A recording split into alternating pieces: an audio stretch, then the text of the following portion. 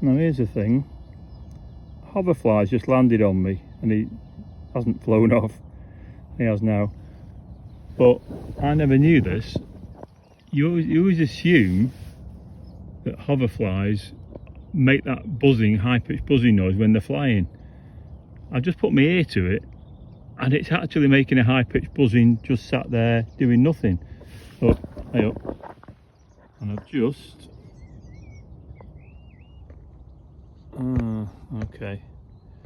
just seen some very nice big rings produced by something coming up this inside track, which is good.